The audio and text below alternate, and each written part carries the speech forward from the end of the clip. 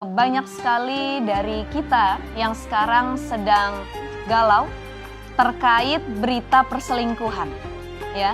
Nah, sekarang apakah sebelum menikah itu harus ada perjanjian pranikah? Ini jadi pertanyaan wajib atau enggak sih sebenarnya perjanjian pranikah itu dalam Islam itu sendiri, ya. Nah, perjanjian pranikah kalau di Indonesia itu masih tabu sekali. Tapi kalau di luar sana itu sudah dikenal dengan prenuptial agreement, ya, perjanjian yang harus dilakukan setelah menikah maupun dibuat ketika proses pernikahan itu berjalan. Jadi ada beberapa hal terkait perjanjian pranikah yang bisa kita lakukan dengan calon pasangan kita. Jadi kalau mau nikah itu jangan asal-asalan. Dalam Al-Quran pun disebutkan, ya, wa min ayatihi an khalaqalakum min anfusikum azwajan litaskunu ilaiha. Jadi untuk mencari ketenangan, untuk mencari kesakinahan, untuk mencari kemawadahan, untuk mencari titik terang agar selalu merajut kasih dalam pernikahan, itu harus ada keterbukaan dan saling dalam segala hal.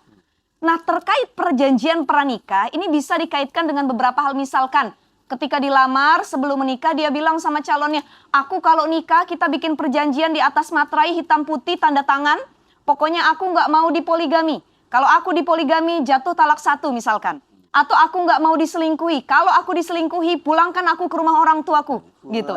Misalkan itu perjanjian yang pertama.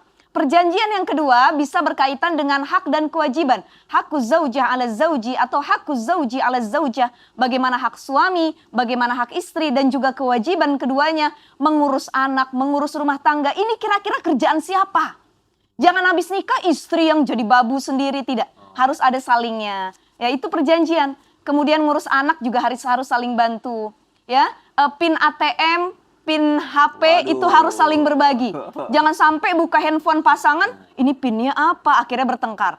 PIN ATM pasangan nggak tahu, maka harus saling terbuka. Itu perjanjian pranikah bisa diurus di situ. Yang ketiga terkait harta.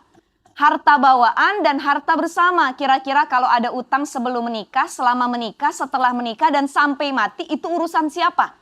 Apa ditanggung bareng-bareng atau urusan masing-masing?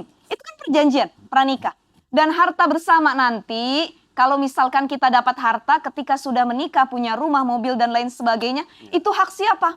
Hak suami doangkah atau juga dibagi dengan istri? Maka dalam perjanjian pranikah itu bisa dilakukan sebelum akad nikah, dengan kita bawa suratnya ke KUA, kemudian diurus, ya, nanti ditandatangani sebelum ijab kabul, bahkan kalaupun sudah menikah itu bisa juga kita urus perjanjian pranikah.